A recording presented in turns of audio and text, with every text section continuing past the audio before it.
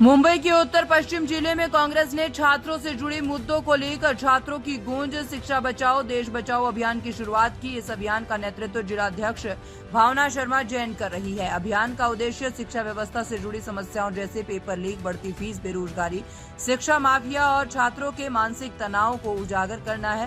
कांग्रेस का कहना है कि ये कार्यक्रम राहुल गांधी की पहल पर शुरू किया गया है। भावना शर्मा जैन ने कहा है कि ये केवल राजनीतिक कार्यक्रम नहीं बल्कि छात्रों के भविष्य को सुरक्षित करने का जन आंदोलन है। अभियान के तहत कॉलेजों और विश्वविद्यालयों में संवाद कार्यक्रम आयोजित किए जाएंगे, जहां छात्रों की समस्याएं और सुझाव एकत्र किए जाएंगे। कांग्रेस ने शिक्षा को पारदर्शी, सस्ती और सुलभ बनाने की मांग उठाई है। आज आप सबका उत्तर पश्चिम जिला कांग्रेस कमेटी की तरफ से आयोजित इस प्रेस वार्ता में आप सबका स्वागत है। मैं सबसे पहले परिचय देना चाहूँगी। हमारे साथ यहाँ पर हमारे बड़े नेता और हम बड़े भाई राजेश शर्मा जी उपस्थित हैं। यहाँ पर हमारे युवा कांग्रेस के पूर्व अध्यक्ष और हमारे साथी मुंबई के उपाध्यक्ष अखिलेश यादव जी उपस्थित हैं। यहाँ पर मेरे भाई मुंबई के उपाध्यक्ष और नगर से जिनकी पत्नी अभी यहाँ से चुनकर नगर सेविका आई हैं, ऐसे अवनीश तीर्थराज सिंह जी उपस्थित हैं। यहाँ पर प्रियंका सानप जी हैं जो हमारे युवा कांग्रेस की साथी हैं। हमारे युवा कांग्रेस के जिला के अध्यक्ष शिव यादव जी यहाँ उपस्थित हैं। इमरान भाई यहाँ हैं एज अ पेरेंट, जो हमारा यहाँ पर इमरान भाई का बेटा ऐमान उपस्थित है, जो कि नीट की परीक्षा से अभी गुजरा है, तो उसको भी हमने एज अ स्टूडेंट यहाँ बुलाया है, जिसने नीट की अभी जो 2 बार परीक्षा हुई है वो दी है। तो आज की इस प्रेस वार्ता का उद्देश्य है कि छात्रों की गूंज, ये एक हमारी अभियान है जिसको 17 जून को आदरणीय नेता प्रतिपक्ष राहुल, देश के लोकसभा में नेता प्रतिपक्ष श्री राहुल गांधी जी ने कोटा में एक महारैली के माध्यम से, जहां पर शिक्षा का एक महत्वपूर्ण केंद्र माना जाता है जो कि कोटा है, वहां पर छात्रों के साथ संवाद किया, छात्रों के पेरेंट्स के साथ संवाद किया और देखा कि देश में जो शिक्षा व्यवस्था कहीं ना कहीं आईसीयू में गई है, उस शिक्षा व्यवस्था के ऊपर उन्होंने इस अभियान को लाया। ये एक अभियान एक राजनीतिक अभियान नहीं है। राहुल जी ने स्पष्ट कहा है कि ये अभियान देश के जो लाखों जो स्टूडेंट्स हैं, जो शिक्षा प्राप्त कर रहे हैं, जो अलग अलग एग्ज़ामों में बैठते हैं, जो अपनी भर्ती का एग्ज़ाम हो, युवा पीढ़ी है जो भर्ती का एग्ज़ाम देती है, ये उन लोगों की पीड़ा को उठाने का प्रयास है और जवाबदेही तय करने का प्रयास है, जो कि जो इस सरकार, मोदी सरकार कहीं ना कहीं इससे बिल्कुल दूर बैठी है और कोई जवाबदेही तय नहीं हो रही है। आप लोग जानते हैं 3 मई को यूजी नीट की परीक्षा होती है। कुछ ही दिन के बाद 8 मई को वो परीक्षा अचानक स्टूडेंट्स को पता चलता है कि पेपर लीक हो चुका है और वो परीक्षा रद्द की जाती है और 21 जून को फिर से वो परीक्षा की जाती है। यानी पेरेंट्स को, बच्चों को किस ट्रॉमा से गुजरना पड़ता है कि उनका पेपर लीक हो गया। 22 लाख बच्चे नीट की परीक्षा देते हैं और वो परीक्षा में आपने देखा होगा, अभी आंकड़े सामने आ रहे हैं, कह रहे हैं कि 22 लाख बच्चों ने जो पहले परीक्षा दी, उसमें से 2.5 लाख बच्चे ड्रॉप आउट कर गए, इस बार परीक्षा नहीं दे पाए। तो कहीं ना कहीं बड़ा सवाल ये उठता है और इस दौरान 21 बच्चों ने आत्महत्या कर ली। इस सिस्टम से लड़ते हुए वो लोग कहीं ना कहीं अपने आप को विफल महसूस किए और हार गए।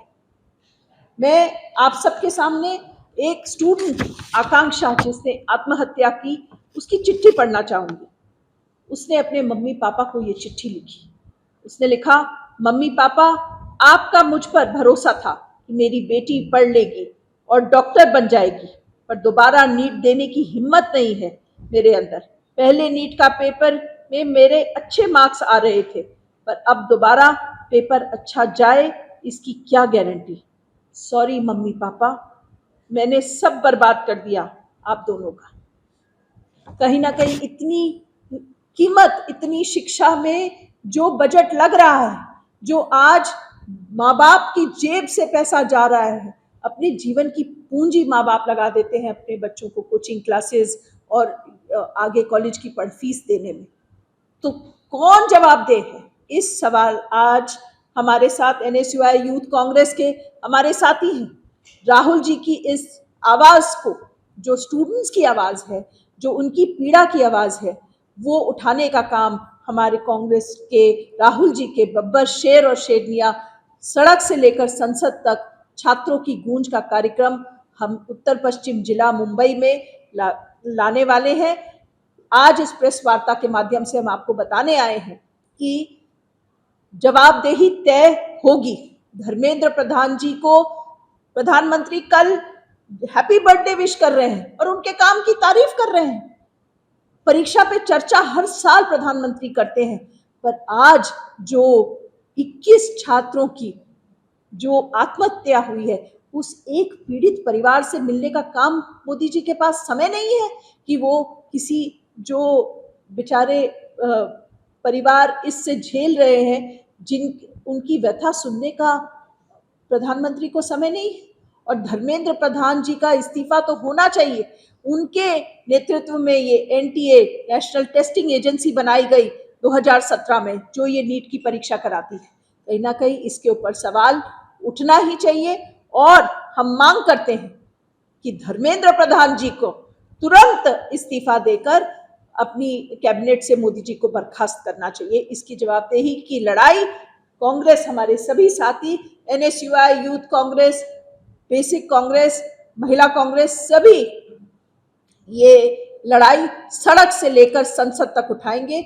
हम 8 कॉलेजों में के बाहर ये कार्यक्रम हम आपके सामने लाए हैं, जहां प्रमुख जो हमारे कॉलेजेस हैं, तोलानी कॉलेज है, भवंस कॉलेज है, पाटकर कॉलेज है, ऐसे प्रमुख कॉलेजेस के बाहर हम छात्रों के साथ संवाद करेंगे।